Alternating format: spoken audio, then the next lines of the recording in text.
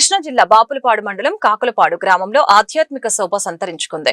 అత్యంత వైభవంగా జరిగిన శ్రీ శ్రీ వీరప్ప స్వామి విగ్రహ ప్రతిష్ట మహోత్సవానికి రాష్ట్ర మంత్రి సవిత, ప్రభుత్వ విప్ యార్లగడ్డ వెంకట్రావు, ఎమ్మెల్యే చింతమనేని ప్రభాకర్ ముఖ్య అతిథులుగా హాజరయ్యారు. ఈ సందర్భంగా కూటమి ప్రభుత్వం బీసీల పక్షపాతి అని, హిందూ ధర్మ పరిరక్షణకు కట్టుబడి ఉందని నేతలు స్పష్టం చేశారు. మల్లవల్లి పారిశ్రామిక కారిడార్ ద్వారా వేల మందికి ఉపాధి కల్పించడమే తమ లక్ష్యమని వివరించారు. కృష్ణా జిల్లా బాపులపాడు మండలం కాకులపాడు గ్రామం భక్తి పారవస్యంలో మునిగిపోయింది. వెలసిన శ్రీ వీరప్ప స్వామి దేవస్థాన విగ్రహ ప్రతిష్ట మహోత్సవం అంగరంగ వైభవంగా నిర్వహించారు. ఈ వేడుకలకు విచ్చేసిన రాష్ట్ర మంత్రి సవిత, ఏపీ ప్రభుత్వ విప్ యార్లగడ్డ వెంకట్రావు, ఎమ్మెల్యే చింతమనేని ప్రభాకర్లకు ఆలయ కమిటీ సభ్యులు పూర్ణ కుంభంతో ఘన స్వాగతం పలికారు. ఈ సందర్భంగా మంత్రి సవిత మాట్లాడారు.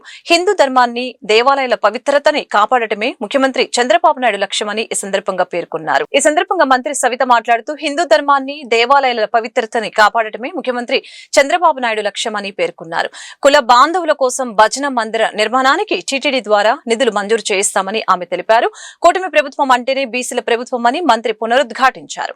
ప్రభుత్వ విప్ యార్లగడ్డ వెంకట్రావు మాట్లాడుతూ మల్లవల్లి పారిశ్రామిక కారిడార్ అభివృద్ధి ద్వారా 1500 మందికి ఉపాధి కల్పించడమే తమ లక్ష్యమని తెలియజేశారు. రంగరంగ వైభవంగా వీరప్ప స్వామి దేవాలయం ప్రారంభోత్సవానికి గన్నవరం కాన్స్టిట్యున్సీలోని మరి కాకులపాడు మండలానికి రావడం నిజంగా చాలా గర్వంగా ఉంది. స్థానిక శాసనసభ్యులు గారు, మా కుల బాంధవులు, కులస్తులు అందరి సమక్షంలో రంగరంగ వైభవంగా మా కులదైవమైన వీరప్ప స్వామి దేవాలయం ప్రారంభోత్సవం కూడా బాగా జరిగిందనే విషయం కూడా తెలియజేస్తూ, అదేవిధంగా మా కులస్తుల కోరిక మేరకు స్థానిక శాసనసభ్యులు గారు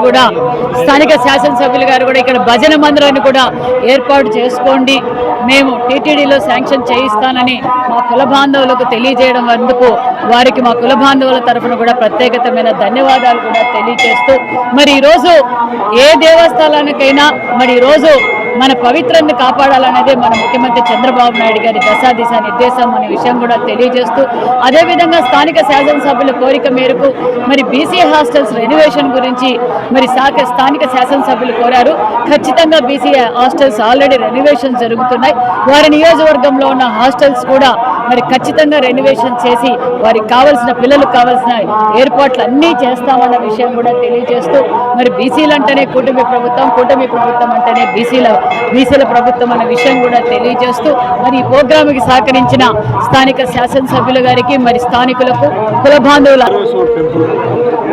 పునఃప్రతిష్ఠ సందర్భంగా మన నియోజకవర్గంలోకి వచ్చిన సోదరిమణి మంత్రి గారికి ధన్యవాదాలు తెలియజేస్తూ, అలాగే గతంలో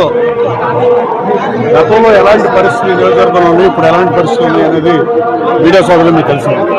మల్లవల్లి పారిశ్రామిక కారిడార్ అభివృద్ధి కానీ, 15,000 మందికి ఉద్యోగోపాధి అవకాశాలు కల్పించడం కానీ, సీడాక్ గన్నవరం తీసుకురావడం కానీ, ట్రైనింగ్ సెంటర్లు కానీ, సిఎస్ఆర్ ఫండ్స్తో సిహెచ్సి సెంటర్లు చేసామని. కానీ బీసీ హాస్టల్ని, ఎస్సీ హాస్టల్ని వెరిఫికేషన్కి వెళ్ళినప్పుడు చాలా చోట్ల బాగోపోతే నేను ఆకస్మిక తనిఖీలు చేసిన తర్వాత చాలా వరకు పనితీరు మెరుగుపడిన పరిస్థితి. హెచ్సిఎల్ కంపెనీతో మాట్లాడి వాళ్ళకి ఆర్ఓ ప్లాంట్లు కానీ, టాయిలెట్లు కానీ గర్ల్స్కి, బాయ్స్కి అన్నీ కట్టించాం.